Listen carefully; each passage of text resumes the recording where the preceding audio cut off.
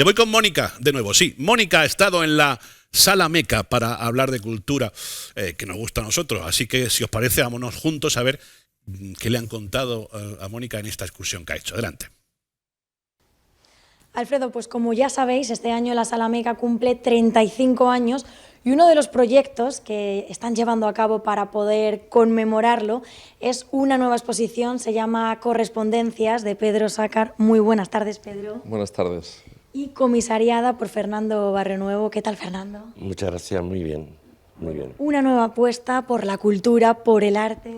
Sí, es una segunda exposición del programa para los 35 años de nuestro aniversario y además especialmente con Pedro Sácar, que es un amigo, es un artista al que admiro y todo lo demás lo va a explicar él, porque realmente esta exposición está condensada en 4 partes y él la va a explicar muchísimo mejor. Venga, pues vamos con él, Fernando, muchas gracias. Hablaba con Pedro, además, fuera de cámaras, la importancia de poder inaugurar esta exposición el día 8 de marzo, Día de la Mujer. Sí, porque estamos delante de una cortina, recuerda a los espacios teatrales, que son espacios de representación, pero es verdad que en toda mi obra siempre ha habido una preocupación por intentar trasladar al espacio del arte lo que ocurre en la realidad. Es un poco difícil porque el arte no es la realidad, el arte es otra cosa, pero intentar aproximarse a la realidad para mí siempre ha sido un reto y una obsesión también. Entonces, resignificar el espacio de la galería como un espacio de representación con el elemento de la cortina, que es el elemento que cierra el escenario y que abre el escenario, era, bueno, de una manera simbólica, es volver a recordar a los espectadores y volver a pensarnos delante de un elemento que es, como decían los griegos, el teatrum, ¿no? Es el lugar donde ocurren las cosas. Sí. Nos contaba Fernando que tu obra, esta obra que se expone en la Sala Meca, se divide en 4 partes.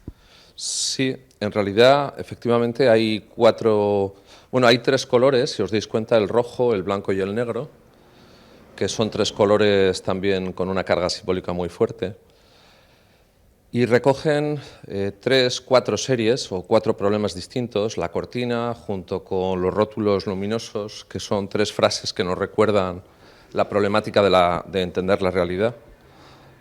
Son 3 frases que de entrada resultan un poco herméticas, pero que efectivamente son 3 interrogantes o 3 problemas desde el punto de vista de los sentidos que tenemos para entender las cosas, ¿no? Que es la realidad.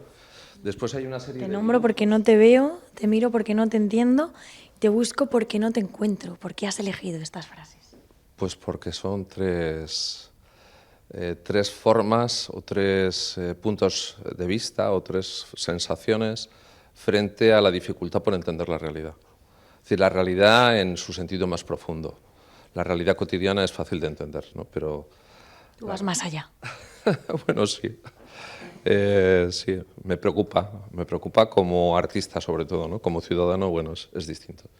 Luego hay otra serie, que es esta serie de dibujos, que son dibujos de personas en situación de protesta en la calle y son como fantasmas que aparecen inscritas en esos perfiles de rótulos de carretera, ¿no? De señales de carretera. Entonces la idea de unir, ¿no? Esos 2 elementos, las caras, los rostros de anónimos, en esos lugares que son precisamente lugares de publicidad, ¿no?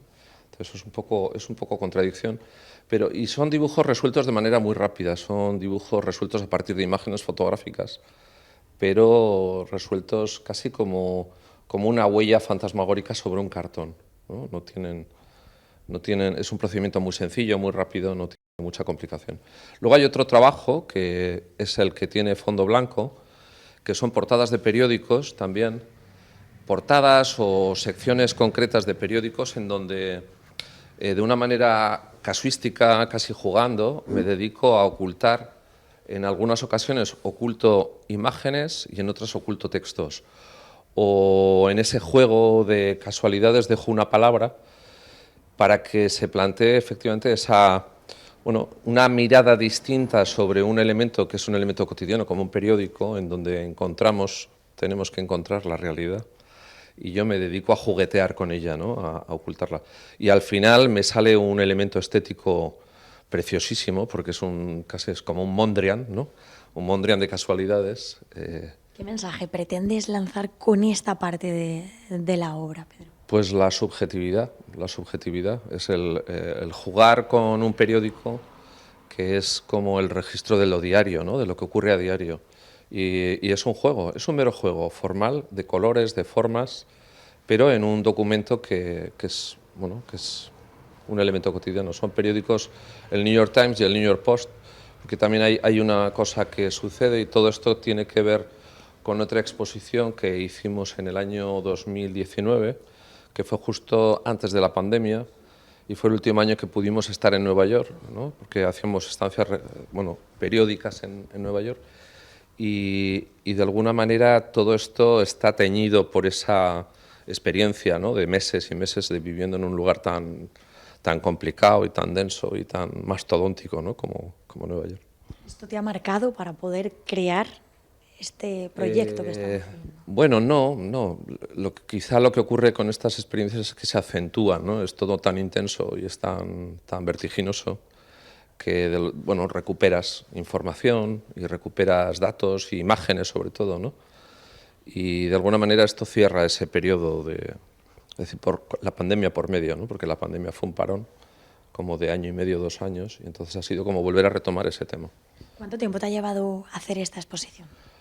Pues unos 6 meses de trabajo, algo así, sí. ¿Tenías claro desde el primer momento lo que querías hacer? ¿Qué va? No. De hecho, cuando Fernando y Rosa me propusieron participar en el 35 aniversario de la galería, y me dijeron que era el 8 de marzo, fue como la clave para empezar a cerrar ciertos, ¿no? o ajustar finalmente las obras para que funcionaran. Porque el espacio lo conozco muy bien, entonces ha sido relativamente fácil, y el espacio tampoco es muy grande, ¿no? Aunque es un espacio muy directo, no tiene... Pero la obra quizá venía de lejos, y lo que haces siempre es intentar ajustarla a los espacios. Muchísimas gracias, Pedro. Vamos a recordar hasta cuándo podemos visitarla. Pues si no me confundo, no me equivoco, creo que está hasta el día 27 de este mes. Fenomenal. Muchas gracias de nuevo. A vosotros.